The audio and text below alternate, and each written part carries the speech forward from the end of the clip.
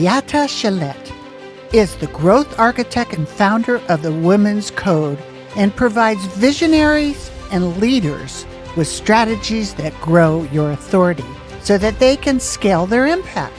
Beate bootstrapped her passion for photography into a global business and eventually sold it to Bill Gates in a multi-million-dollar deal. Please welcome Beate. Okay, I just want to get how you say your name. Yeah. Do you want me to introduce the say the tagline or just the name? You can go ahead and do the tagline. That'd be great. Yeah, I'll do that. Yes. Yeah, perfect. Hello, everyone. This is Beate Chelette. I am the growth architect. I work with visionaries and thought leaders to help them grow their authority and scale their impact. Please listen into the show with Kris because we're going to talk money. Yeah, healthy money. That's right. And I used to have a show called Ready, Set, Retire, but now it's more like Money 911. Honestly, right? If you look around, I see millions of people about to go off a cliff and nobody's telling them what to do, So that's my heart. And you've had quite a journey yourself sharing, when you first started with photography, right? And you had a business and then you sold it to Bill Gates. I guess you learned a few lessons there along the way. Maybe you could share a little bit of that's an interesting story. It is a absolutely crazy story, Kris. So yes, I'd be happy to share the story. So as your podcast is a lot about money and financial strategies, I also want to encourage all of your listeners to really think about this from a perspective of what do you want and how much do you need to get what you want? Because the goal determines the path, determines the actions, determines what you need to be doing today to get to that particular goal. And a lot of times, when I grew up in Germany, I was very much the kid that looked at the planes, wondering where they were going. I never felt that I entirely fit in. And in Germany, we take aptitude tests on checking, what we're really good at. And when I took the aptitude test, it said I should have been a roofer. Now, not that I object to roofing in general. It just wasn't exactly aligned with my inner desire in life. So, and it came because I made check marks on things that said, I like being outside. I don't mind carrying stuff. I'm not afraid of heights. So clearly all attributes a roofer should be having. But I wanted to be a photographer. And so they told me that nothing that I wanted to do, I could be doing because there were so many applicants and nobody, not enough jobs. And so I decided I was going to be a photographer anyway. And then the day came, Kris, where I'm on the glacier in Switzerland. And my job was to get the helicopter with the Audi Quattro being transported on top of the glacier for a photo shoot. And I'm going like definitely outside. I'm definitely schlepping and I'm not afraid of heights. I'm doing exactly what the aptitude test said. It just wasn't the interpretation of the person. Right. It's crazy. Right. Yeah. And from there on, I became photo editor at Elle magazine because I very quickly realized I'm much better at strategies and systems and designing workflows and processes. But I always loved big ideas and visionaries and thought leaders. So I went into Elle magazine as a photo editor, really didn't love that after a while. And then I went to the United States and then I started what I call the decade of bad luck. And the decade of bad luck means that all the stuff that you hear other people are experiencing, fires, floods, riots, earthquakes, September 11th, the tsunami, cancer by my dad, who then sadly passed away. I mean, you name it, I did it. I lived through it. And all the while I'm going through this, I'm thinking this is just not normal that a single divorced mother of a small child immigrant with no money, no family, that I cannot get out of it. I just couldn't fathom on why it was so difficult. And then the day came where I I found out that my employee had gotten a little too close to my key vendor. So talk about not ever letting your eyes off your finances. Oh. And she got, they started their own business with, which was my business, but without me. Mm. Next thing I know, invoices I billed were paid to them. Whoa. And I call the client and I say, Kris, can you explain to me why these invoices are not paid? They say, oh, we paid them. I said, who is them? And they said, well, they told us that you were withholding money and that you're not trusted. Don't put us in the middle of it. I'm like, you put yourself in the middle of it. Mm. You can't pay an invoice that I billed to you to someone else. And so I sued them. And then I was in this huge lawsuit and I got very, very deep into that because I didn't realize at the time that the justice system is not about being right. Mm-mm. The justice system is about who can drag out the fight Right. long enough until the other person runs out of money and folds. Yep. That's how you get to be right. Right. And so I'm $130,000 in debt. And then I have production season that rolls around because I was also not just representing photography at the time, but was also producing still photography.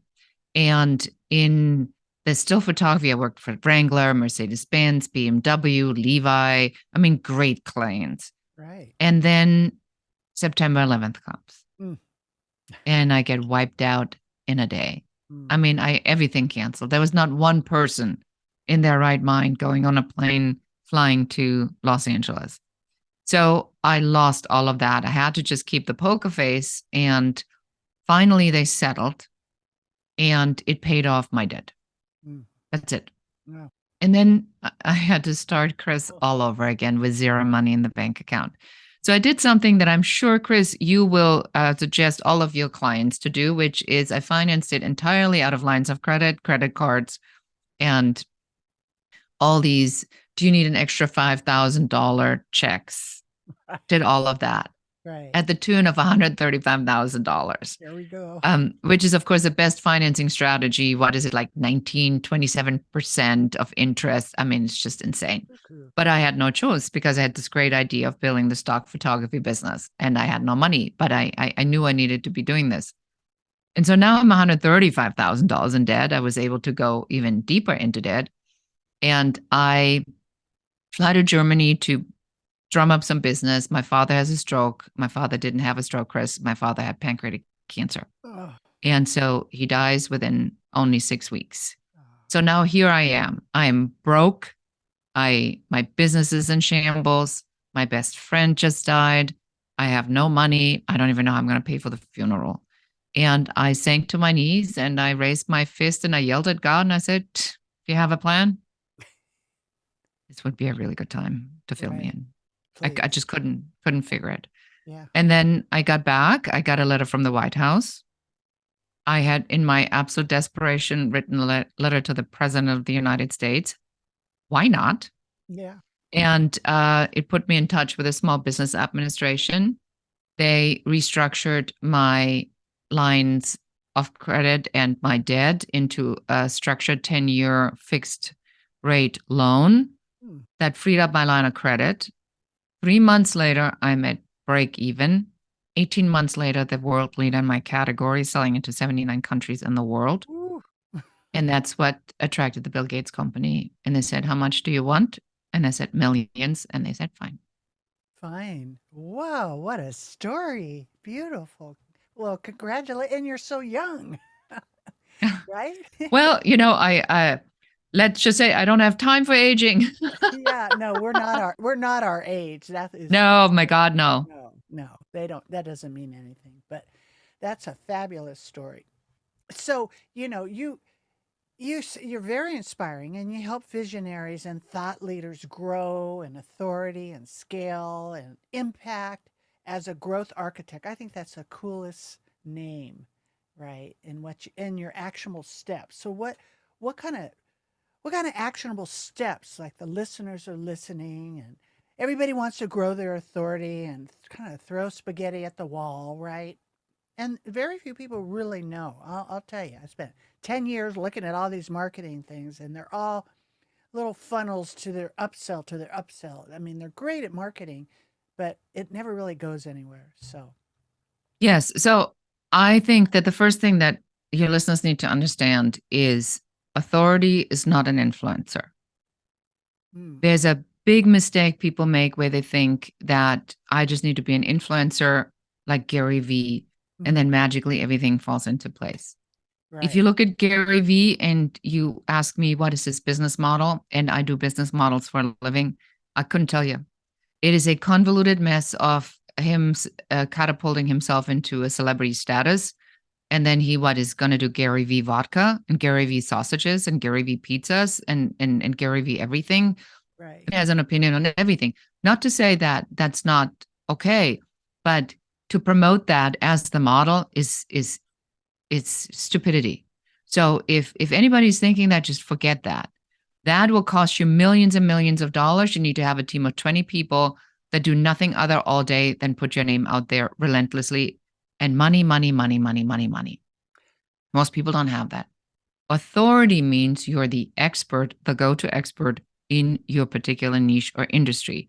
So I'd rather have you focus on that. The reality is when you go on Instagram and you scroll, so the Instagram goes like this: 5 things, scroll.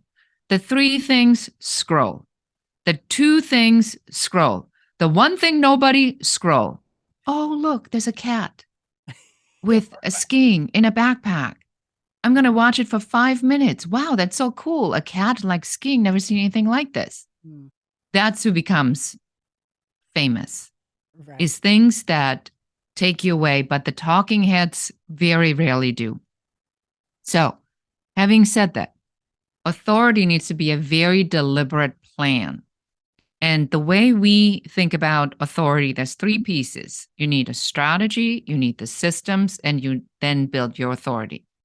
What internet marketing has been designed for is that guys that figured out how the technology behind internet marketing works literally came together and said, I take this piece, I do the funnels, you do the speaking, you do the you do the product launch, you do the digital marketing, you do the this, you do this. And so they divided up this market. And so when you sign up with somebody, then you only get a piece which is not part of your strategy. So you think that that is the strategy. It's not. It will only work if it's a piece of your strategy. So now you have this piece and you go, I don't even know how I'm going to make this work. Oh, there's another affiliate offer. Oh, okay. Oh, so maybe that's the piece I need. And mm, then you buy that. Now you have 2. And you go, yeah, but that still doesn't connect to my strategy because you've never done the strategy. And now you go, well, maybe, oh, there's a third offer. Well, that sounds really compelling, very persuasive. Maybe if I only knew how to podcast, speak from stage, do executive roundtables, whatever that is, could I then be successful? So you do that and you go like, now you have 3 pieces. And so most people have this accumulation of these pieces, but they don't connect. right. That's right. Yep. I mean, you're talking.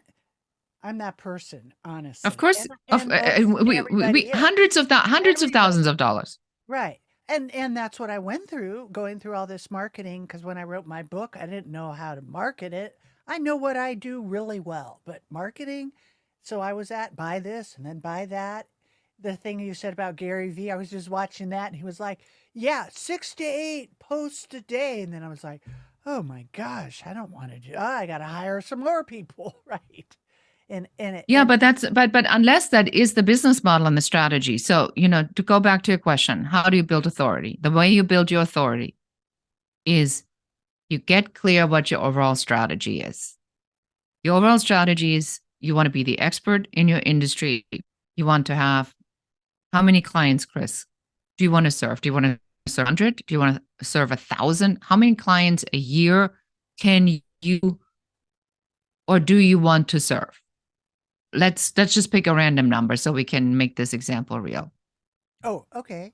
Well, I have a course that I'm called Create Income You'll Never Outlive, which will be maybe 1,000, but I want to teach millions of people simultaneous. So I have a few different levels going on. Okay, so let's say so now there's the business model. So the business model is that there's an online course that you want to make available for millions of people. Now, if you then have your one-on-one coaching for your high ticket clients that just want the information and they don't want to do it themselves, they want to do it with Right, you. So right. let's say you have your VIP or strategy days, and then you have maybe a group program or a mastermind. So now we know sort of what the things are that we're doing. In order to build authority, you now need to look at the numbers and say, well, if I want to get 1 million people to take my course, and a traditional conversion rate is when people go to the website, you know, 2 out of 100 people maybe convert, or maybe it's 2 out of 1,000. So now you need to run the numbers and say, if I want to have 1 million people in my course, how much money do I need to generate that kind of traffic to get to my website to to get these people in? And the what I have learned, the rule of thumb is you need about $50,000 and 6 to 12 months just to do the ads right, to get the traffic, and then whatever ad spend you have to do to just get those kinds of leads in. So if a lead is $1 and you want 1 million people, then you need to be spending, if the conversion rate is 1 in 100, you need to spend $100 million to get to $1 million to 1 million users. And so if you have that strategy right in your head clearly, then you go, okay, now I know what I'm getting myself into. So then you realize, well, I don't have 100 million. Who does for advertising? So what else can I do um, to make this real? All right, so let's raise the price for the course. Let's go for a lower number. Let's say we want to have 1,000 people a year. Now we're talking in a much more scalable system. Right. So that's how you build authority. You have to have that strategy in place first to say, how does the mastermind come in? How is the coaching coming in? How is the online course coming in? What's my lowest hanging fruit? What's my client journey? What's my first thing that they get to know me, and how do I get through? Or you say, please save me from internet marketing. I need to be speaking.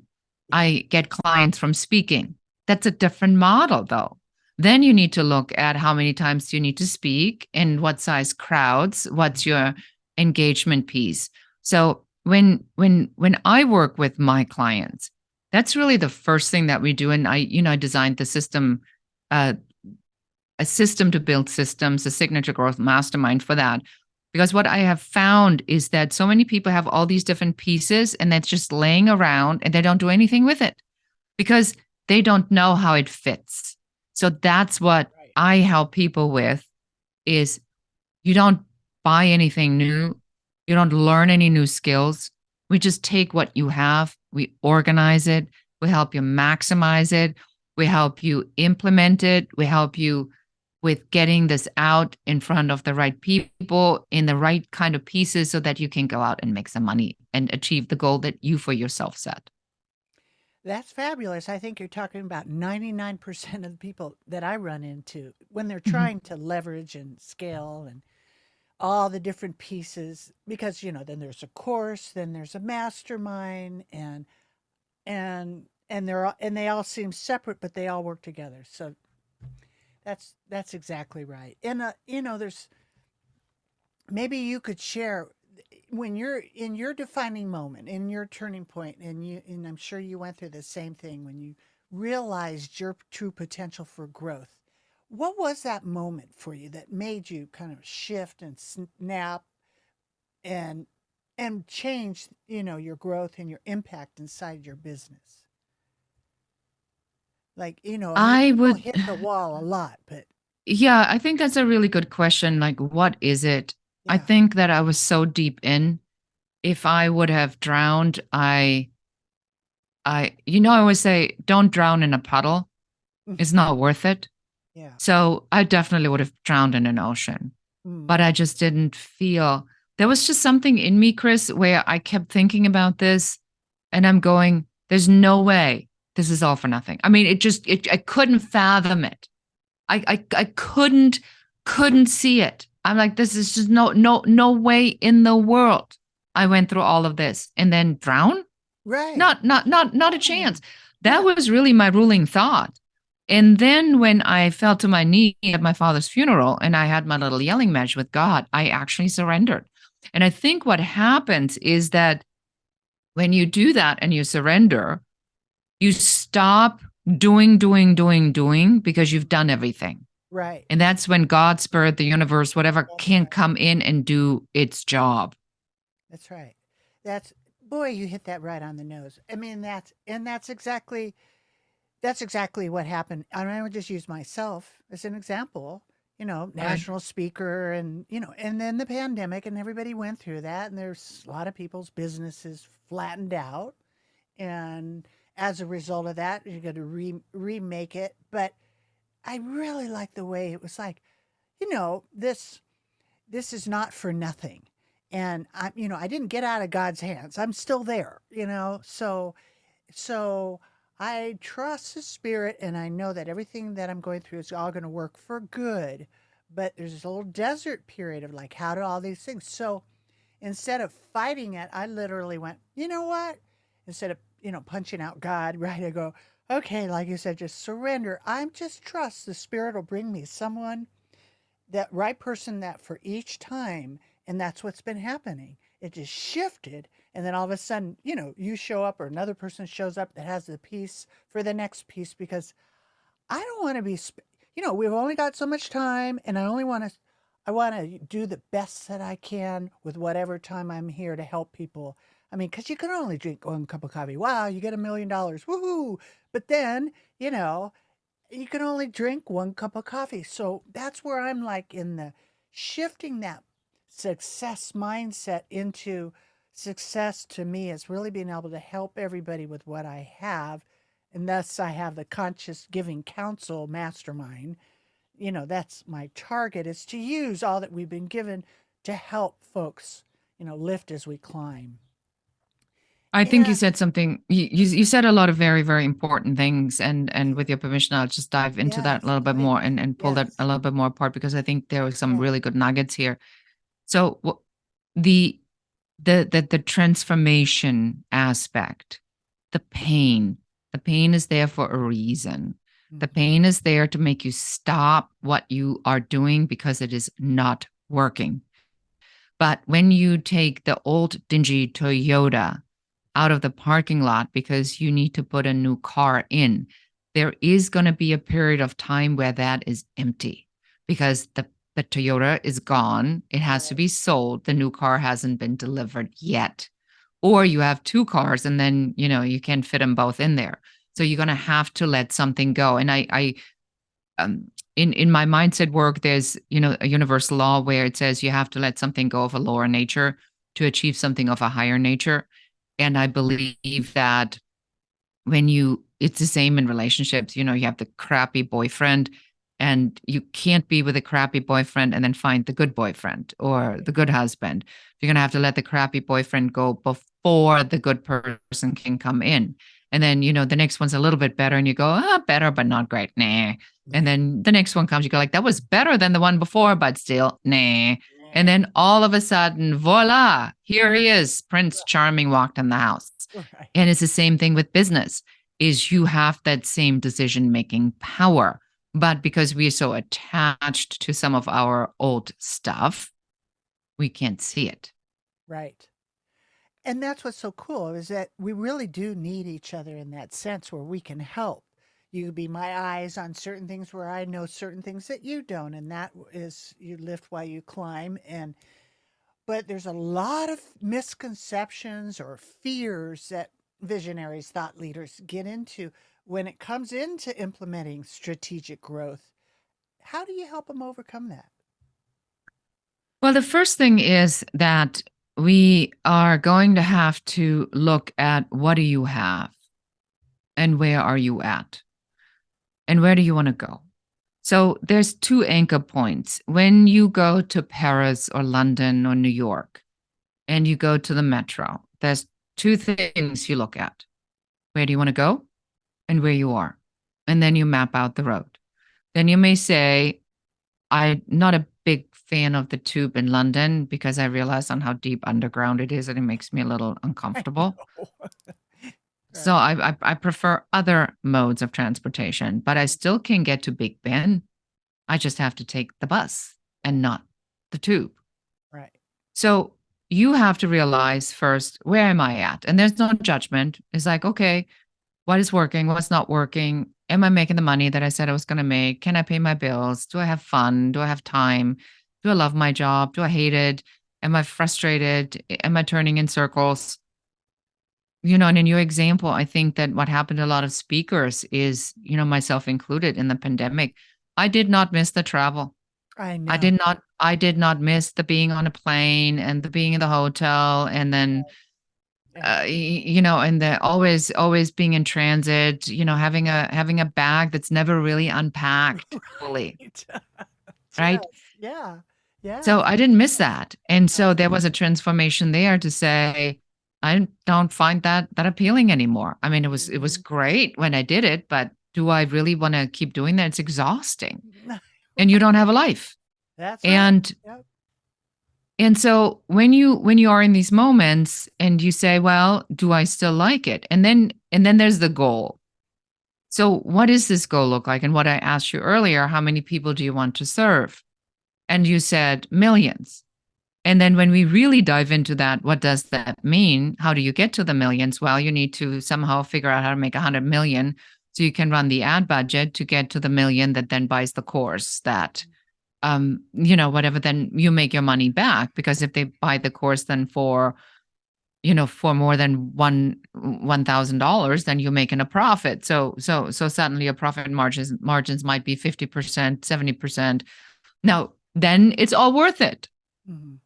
But you have to Right. get to that point first. And then you go, well, that sounds like a good goal, but on second consideration, maybe not. And then you go and you say, well, but what do I want in life?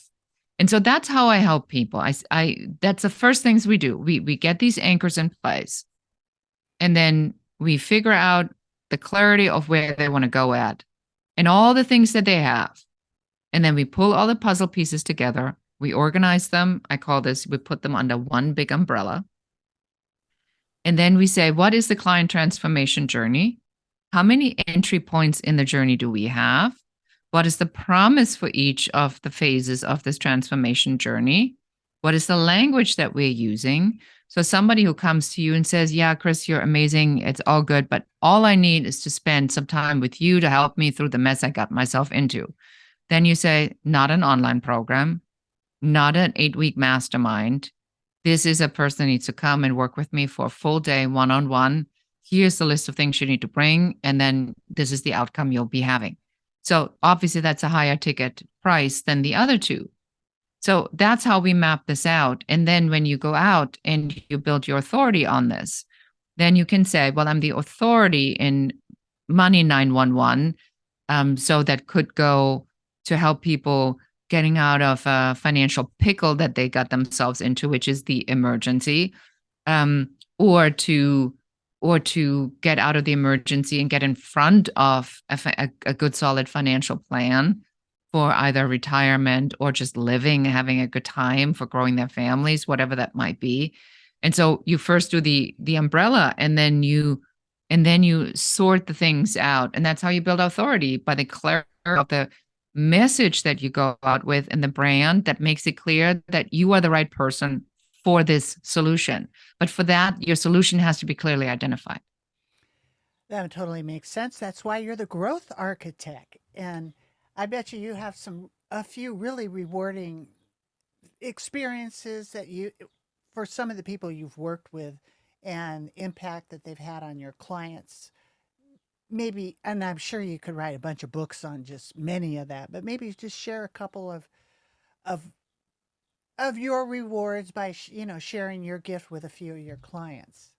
Yeah, no, I love that. So one of my clients is a woman out of London, and she's a data scientist, and she works with. She has this idea, or had this idea, to create an ethical framework for AI, and that is specifically for search engine for luxury brands. So when you go on Amazon and you look for something, then it comes up with the customers who bought this also bought. So that's a search engine that's AI powered. Mm. And but it is very biased on, based who programmed it and whatever sort of criteria. So she wanted to develop a framework. So I took her through my system, the system growth and the growth system process. And she walked away with a whole system on how she could explain this to her luxury clients who are not data scientists. Right.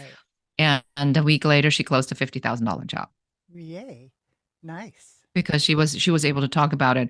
Right. Another one of my clients is a digital marketing company, and they had really not difficulties, but they felt that they wanted to be very clear who they attract because their business is very focused on they only want to have 10 clients a year, but it has to be a particular client. And they have to spend that much money at minimum in their ad spend. So they did not want to waste any more time on everyone else. And so they came to me and they said, can we do this customer journey mapping out? And they wanted to know what their system was. So we created their whole system. And and I just spoke to them a couple of days ago, and they said to me that the targeting of having the right conversations with the right clients is now a lot more spot on. That was their goal in working with me, and we've achieved that goal.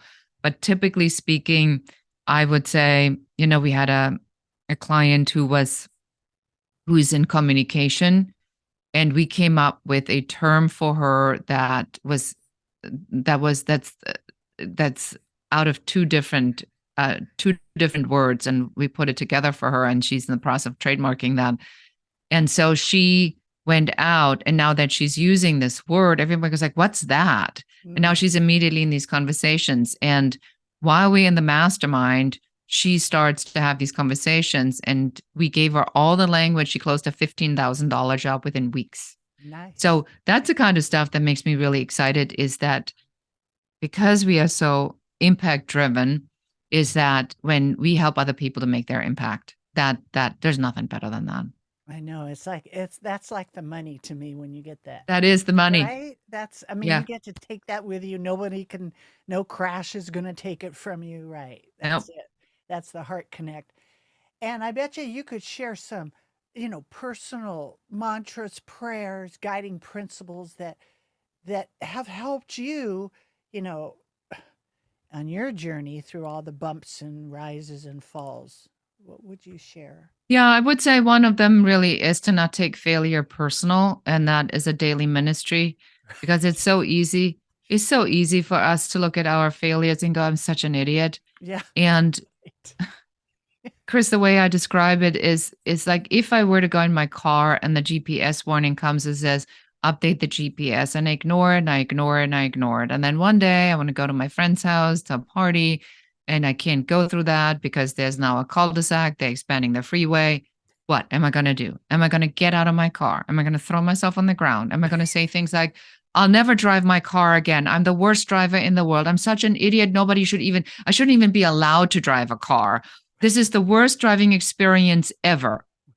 No, you don't do that. Yeah. You get in a car and you find another way, because the party is still there. Your friends are still alive. This has nothing to do with the party. That's it. So, so you look at the guy with the yellow suit and the orange stripe and the stop sign. It's like, thanks, dude. Thanks for letting me know this is the wrong way. Wave at him and then go and find another way. But people are so attached. Stop arguing with the guy. He's just doing his job. Yeah. That's great. I always say God placement system because it's like a beeper, for me. That's just how I look at it. You're going right, go left. But that's such a good, you don't beat yourself up over it. That's great. And I am sure you're pretty, just looking ahead, when you get everything in alignment. Tell me what's next for you. What are you excited about? What are you sharing with everybody that you want them to come and find out about? Yeah, so the big thing really is that we made a commitment to getting the system, the Signature Growth System Mastermind out. We had done a beta launch, which went great. And now we are building the funnel. We are building that internet marketing funnel, Kris. Like, it's been years in the making and a lot of resistance, but I finally realized the only way to reach a lot of people is to bite the bullet and do what needs to be done to get there. And so we're building that. And I have found that that is probably the number one thing I see people struggle with is to get their differentiation factor clearly identified in front of the right people and then talk intelligently and cohesively and explain to people what they get. And we do this in 8 weeks. And I'm super excited about this because it is that, as I said, the transformation is amazing. I mean, we technically are not allowed to say results are typical, Right. but I will say it is not unusual for people when they take this particular program to close jobs, sometimes in the program. Nice. Well, tell everybody how to get in contact with you, how to find out about your mastermind program and everything you're working on. Happy to. Thank you, Kris. Well, first of all, I want to just give a shout out to you.